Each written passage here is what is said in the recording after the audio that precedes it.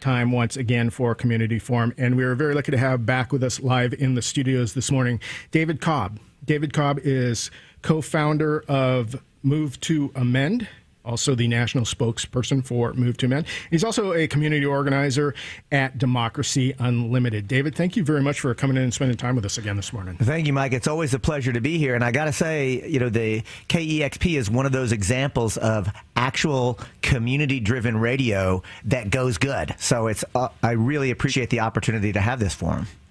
So for those that aren't familiar, tell us about Move to Amend. Mike, Move to Amend is a multiracial, multi-ethnic coalition of groups and individuals who have come together to demand a constitutional amendment to abolish in its entirety the completely illegitimate, totally court-created, absolutely made-up and ridiculous idea that corporations must be treated as if they're persons with constitutional rights, and to also overturn the equally odious, also court-created, completely made-up, outrageous idea that the expenditure of money is First Amendment protected political speech. Mike, these are not legal technicalities. These two doctrines are the reason that 1% rules 99% in the United States of America, that purports to be a democracy, and yet the majority is constantly thwarted in public policy. What do I mean? The doctrines of corporate constitutional rights means that anytime a law that actually attempts to control the global corporation from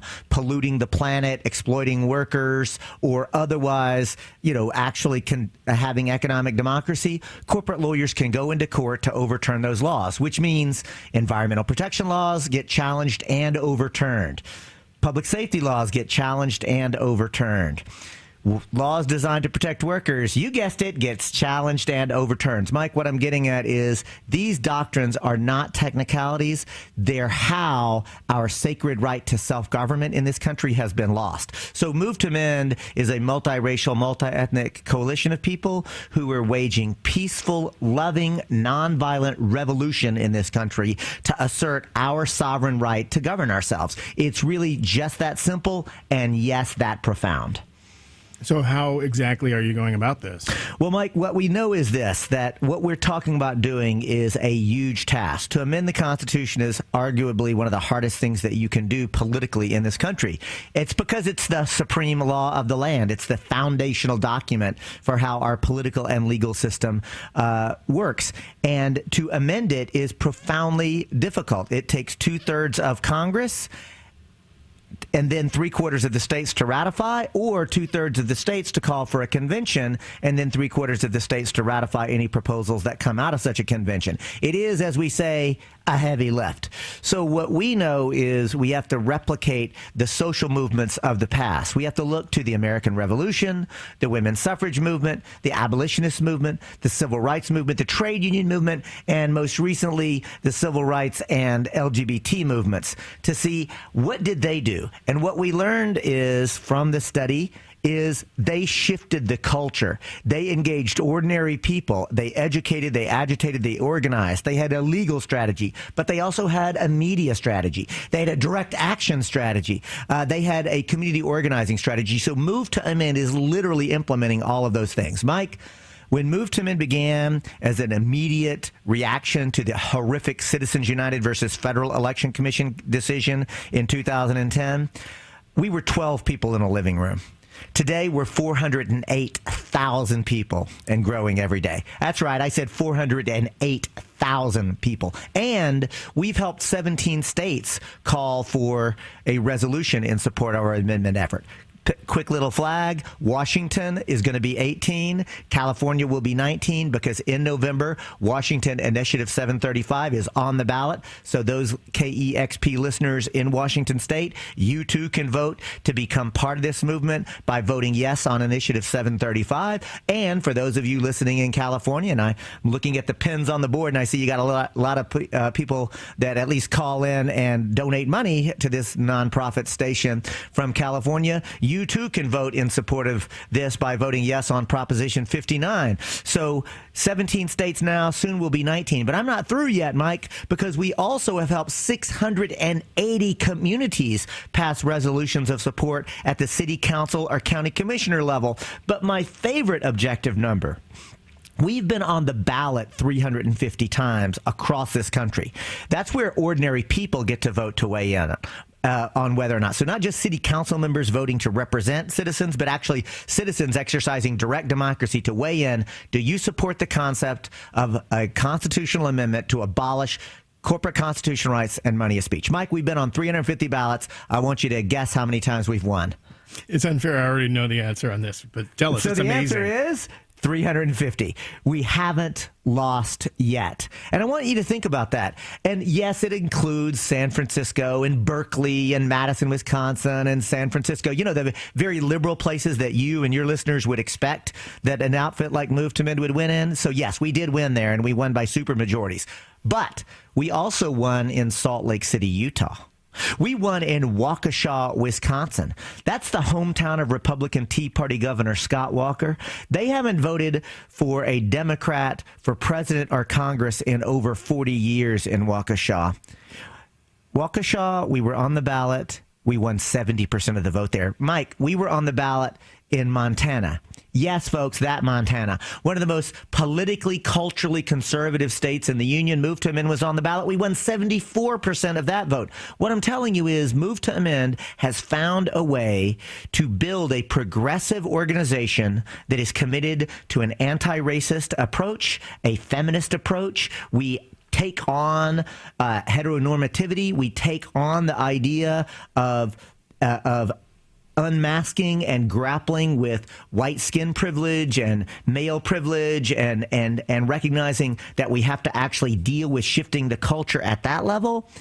And we can relate authentically to genuine conservatives that would never want to get on board with a lefty progressive organization. We can say, okay, you don't have to get on board with the organization Move to Amend, just support our amendment campaign called the We the People Amendment, House Joint Resolution 48. And Mike, that's working too, not just at the ballot box, but organizationally. I want to share with you and KEXP listeners that Move to Amend had our bill introduced into Congress last session. We had 3 co-sponsors. This session, 22 co-sponsors, including our first Republican. And get this, that Republican is a Tea Party Republican. Walter Jones from North Carolina, infamous for, during the Iraq War, renaming French fries Freedom Fries. So I saw your grimace. Your viewers and listeners didn't because the camera's pointed to me, but Mike rolled his eyes. I get it. I want to tell you, Representative Jones rolls his eyes at me about all sorts of my positions on other matters. But on the House Joint Resolution 48, on the We the People Amendment to abolish corporate constitutional rights and money of speech, he said, we're in agreement here, son. You're right. The founders' original intent on what the corporation is supposed to be. You're right that the expenditure of money is not the same thing as what our founders fought for protected political speech. You're right that we're supposed to be a democratic Republican form of government. You're right that this money, both union money and corporate money, is turning our elections into auctions. By the way, the fact that Move to Amend is willing to say that neither corporations, for-profit or nonprofit, or unions are persons with constitutional rights is part of the reason we're able to build those alliances. The last quick anecdote, I think we've got time for it. I want to share with your listeners this, Mike, that I gave a standard Move to Amend presentation in Lincoln, Nebraska. A gentleman stood up at the back, raised his hand. He said, look, I'm with you on this amendment language, and I'm with you on the opposition to judicial activism and the founders' original intent and the need for a democratic Republican form of government, and that issues of campaign finance and are political questions, not constitutional law questions. So I'm with you on this House Joint Resolution 48. But, son, you got to stop talking about racism and white supremacy and patriarchy and all that nonsense so I can work with you. And I said, sir, I can't not talk about those things because it's who I am. And honestly, I don't think you should join Move to Amend the organization, because that's who we are and the kind of organization we're building. But if you're sincere, and I take you at your word, that you want to support House Joint Resolution 48 and the language of that amendment, then let's work together authentically, recognizing you're a principled conservative, I'm a principled progressive, but we actually have some common ground. That was 2 years ago, Mike. 2 months ago, to cut to the chase, the Pottawatomie County Republican Party didn't just pass a resolution in support of our language, they amended their party platform.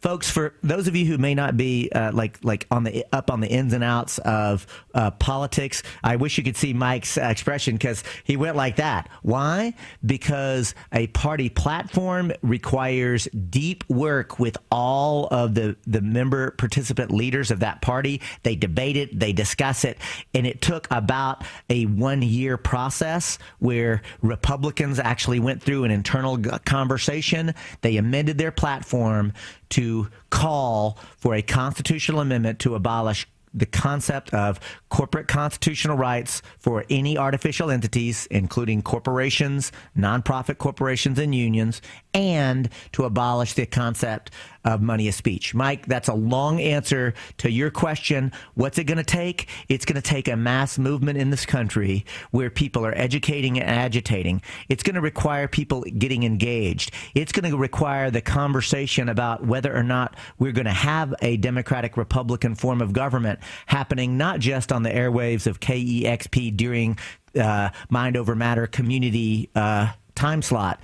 We're going to need your listeners to actually start having these conversations with their families and friends. We're going to need you, the listener, to actually use your Facebook page and Twitter account and Instagram and Snapchat to use social media to say, hey, I just heard about this movement and this organization called Move to Amend. And if you're on Facebook, you use your status update to type in www.movetoamend.org so that all your family and friends who are following you, it'll pop up on their Facebook feed. We've got to actually start having conversations with each other about what the hell is going on in this country, right? And part of the reason that I lift up KEXP and I always make it a point to come to nonprofit community radio stations is because this is where it's not just that we got our start here, so it's a special place in my heart, which it is.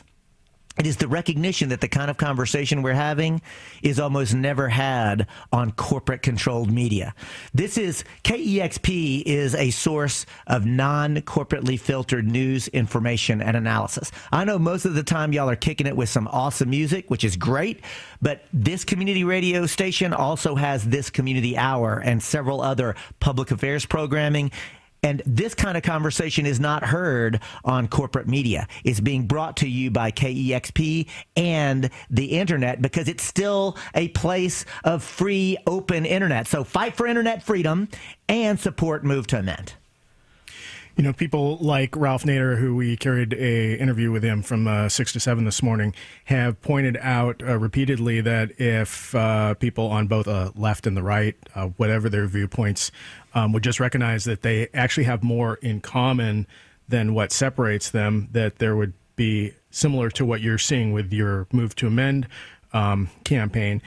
There would be an awesome political power there that could theoretically displace the corporations. Listen, let's be clear, Mike. The ruling elite have always used divide and conquer to prevent we the people from actually organizing ourselves collectively. The only way that ordinary people actually have any power in this society is if we organize collectively. The ruling elite have tried to keep us individualized, right? That's their biggest thing. Like, can we keep people, on their computer screens by themselves? Can we get them bowling alone? Can we get them individual? And if they come together, let's make sure it's for the Super Bowl or the spectacle, right? Where it's just they're passively consuming entertainment. If there is going to be any politics, let's keep them divided around the core constituencies of, all right, this is where organized labor is. And by the way, let's make sure that it's the carpenters. Let's make sure it's the sheet metal workers. Let's make sure it's the steel workers. Let's try to even keep organized labor divided so that it's not labor doesn't speak with one voice. It doesn't stop there. And let's pit environmentalists against organized labor. Right? Oh, and let's pit women's groups against both of those groups. Oh, and let's pit the peace groups against them. Oh, and then let's pit the Tea Party against those groups. Think about this for a second. I wish that we had a visual so I could do it. So I'm going to ask KEXP listeners on radio and on the internet to imagine a Venn diagram. Those are the set of circles, right? Imagine one circle that represents the Tea Party. And what is the Tea Party angry about? Government. Where we say where I'm from, government. But really, it's government spending that they're angry about. Now, I want you to imagine another circle that is called Occupy. And what is Occupy angry about? Why, and it was in its name, Occupy Wall Street. Now I want you to imagine that these two circles actually have a moment of intersection, right? And that moment of intersection is the sweet spot where a very profound truth is told. And that is Wall Street America has taken over our government so that government expenditures are actually, and government policy is actually being done to represent Wall Street and big corporations instead of the people. Think about this. The Tea Party actually began as outrage over the Troubled Asset Relief Program. Right? Didn't begin as a Koch brothers funded outfit. For 6 weeks, the Tea Party was an actual populist uprising in anger about corporate America and Wall Street and the bailout. Frankly, that's supposed to be a progressive issue.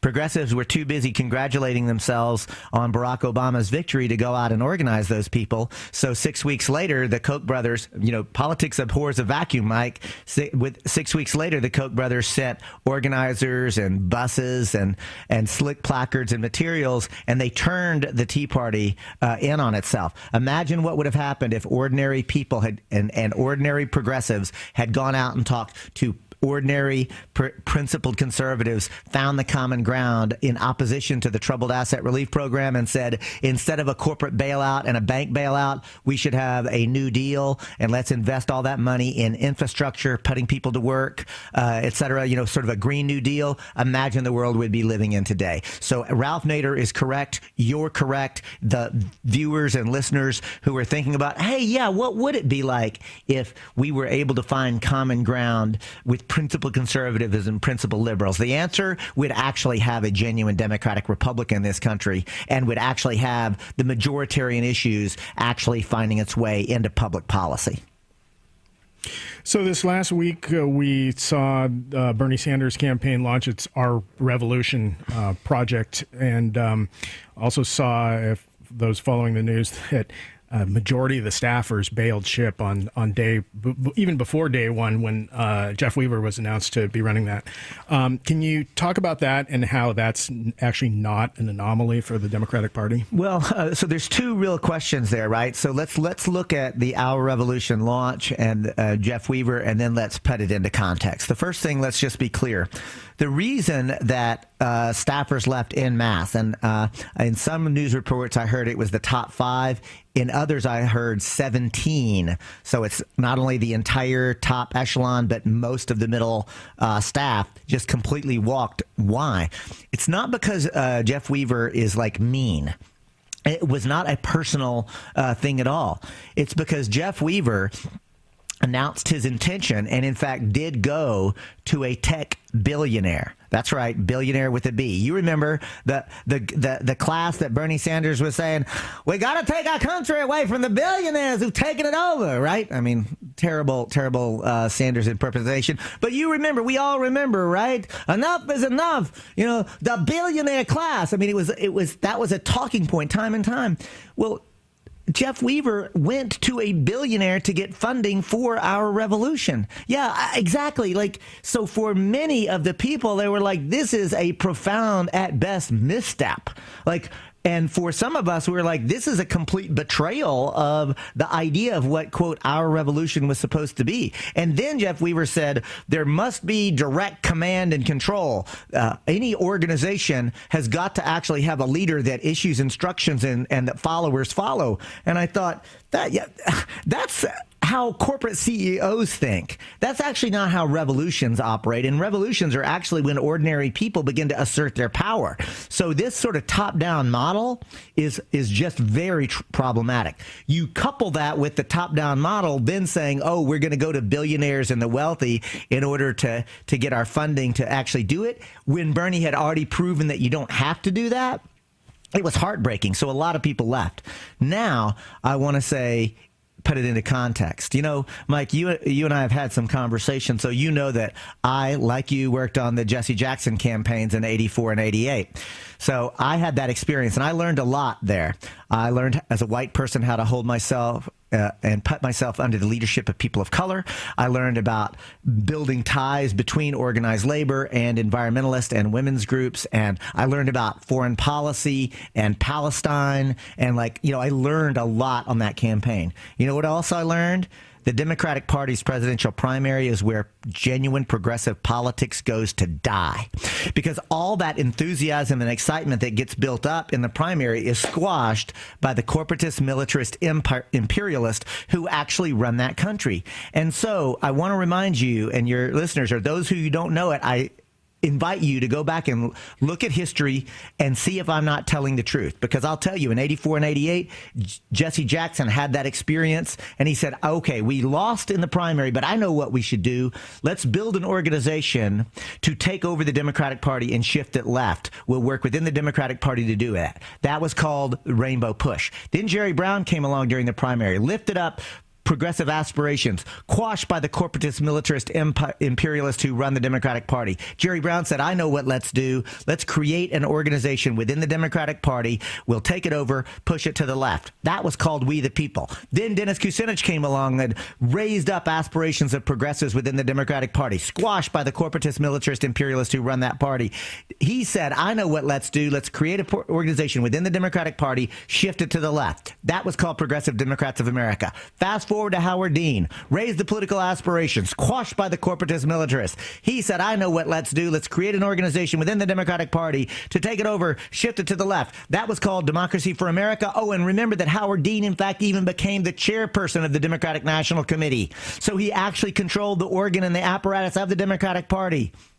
Then Obama did it with Organizing for America. Mike, it doesn't work. I mean, this is the thing that's heartbreaking to me, is that this idea of somehow creating within the Democratic Party a rump caucus that then grows so big that it can actually take over the Democratic Party and shift it to the left is a failed strategy over and over again. And I guess what I would say is this: Bernie Sanders inspired so many people. And every time I see a young person involved in politics, and for me at my age, it's like 30 or younger, right? That's young.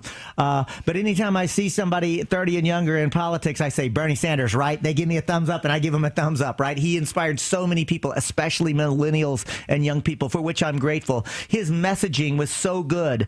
Everything about his program and platform, was so inspiring. But here's the thing, Mike, everybody gets to be wrong sometimes, even Bernie Sanders. I believe he is simply wrong about the idea of, quote, taking over the Democratic Party by working within it. It just doesn't work. All right. So that leaves us with about 4 minutes and to talk about third parties. Jill Stein's campaign. You were actually in her shoes, so to speak, back in 2004. You ran for the presidential election then. What did you learn from that? And what do you say the most legitimate critique I could find so far for Jill Stein's campaign is that the Green Party really doesn't appear to be doing much at the local level? Well, I guess I would say this, that you have to look for it because the corporate media doesn't cover us. The reality is that there are over 200 Greens elected at the local level and proving that Greens can govern. At the city council level, you will find Greens on soil and conservation districts, on school boards. The fight against the corporatization of schools is almost always led by Greens and progressive Democrats working together. So Greens actually have a very long history for 20 years of actually working in the trenches at the local level, but you won't find it because they don't cover us as Greens. They just cover us as individuals, but actually Green Party members are deeply entrenched in movements. The other thing I want to say about the Stein campaign and frankly the Stein-Baraka campaign, because Jamu Baraka is a towering figure in human rights circles and in the concept of building movements that can then actually assert power. Because see, this is the difference. Going into the Democratic Party and trying to convince it to do something versus building social movements that force the entire culture to react to social movements, right? And that's why I think that the movement for Black Lives and their vision for Black power and Black liberation that has concrete demands is a profoundly different approach, and I think something that we should be emulating. That's what Move to Amend is trying to do with our House Joint Resolution 48. Build movements that force politicians to react to us rather than go to politicians and try to convince them to do something. It's just a different mindset. I think the Green Party is poised to be the electoral arm of these growing movements. I know we're running out of time, so I want to make this case, Mike. I believe that the growing mass movements that we're seeing in this country, and by that I mean Black Lives Matter, Occupy Wall Street, the climate justice movement, Move to Amend, and the campaign against corporate constitutional rights, but also the movements against the prison industrial complex, the movements against the corporatization of detention centers and immigration policy, all these mass movements across issues of race and gender and class, all of these movements that are getting more powerful, more militant, quite frankly, more robust. These movements are either going to completely transform the existing Democratic Party or they're going to destroy it. And I think it's probably the latter, quite honestly, because I don't think that the leadership and the corporatists who control the Democratic Party apparatus will allow progressives to actually take it over. I think they will take it over the cliff before they do. But even if I'm wrong, it doesn't matter, because at the end of the day, I know this. The kind of peaceful revolution that I started this conversation with, that I want to be part of, it requires social movements in the streets and in the pool halls and the bowling alleys and the beauty salons and the barbershops across this country. And it requires an electoral arm at the ballot box. And honestly, that electoral arm, I don't care whether it's called the Green Party, the Socialist Alternative Party, the Labor Party, the New Party, or the Democratic Party. I do know that we need a political party that actually represents ordinary people. I don't think that either the Democratic or the Republican Party do that, because I want to say this, Mike. Principled liberals and progressives have been lied to and sold out by the upper echelon elite of the Democratic Party, who were taking their money and their marching orders from corporations, big banks, and Wall Street America. But there's a corollary to that, and that is principled conservatives have been lied to and sold out by the upper echelon of the ruling elite of the Republican Party, who are taking their same money, marching orders from the corporations, Wall Street America, and big banks. We're back to your earlier observation. If we actually recognize that principled liberals and principled conservatives alike actually have a lot in common, we can fight over our different issues, and we should. But at the end of the day, there is a common thread, and that is we have allowed our country and our institutions, including our political parties, to be hijacked by the billionaire class. And we're going to have to unite and fight, or they are going to destroy the planet that we depend upon for life itself. Talking with co-founder of Move to Amend, David Cobb. I know you're got a couple gigs today. I don't know if any of those are appropriate for a general audience. Every one of them. Plug those real quick. Yeah, so at 12 p.m., we are going to actually be meeting in Seattle, Washington at the park. I don't know the exact address, but if you go to the Green Party of Seattle website, it'll be there. So Green Party of Seattle on the web from 12 to 3. And then there is a fundraiser for Initiative 735 in Northeast Washington. That's also on the web at WAMEND, WAMEND.org. Northeast Seattle. Northeast Seattle. Thank you for that. So that'll go from 3 to 7. And then at 7:30 p.m., we'll be having a movement circle with leaders from Move to Amend, from the Green Party, from Socialist Alternative, from youth groups, a whole set. And it's a very sort of informal, what we're calling a movement circle. Build movements, not campaigns. And that'll be at Red Square here in Seattle. So 3 different ways that you can touch down. You're welcome to any of them, but 12 noon, Green Party of Washington, of Seattle, Green Party event, 3 to 7, WAMEND, WAMEND.org for a fundraiser, 7:30, a movement circle at Red Square. That's available on Facebook. All right, Red Square, University of Washington campus. All right, well, with that, we are unfortunately out of time. I want to thank you very much for coming in and spending Thank you, and remember, folks, this is KEXP. This is genuine community radio. Only your community is actually expanding outside of Seattle and now spreading across the country the same way Move to Amend's trying to do. Peace.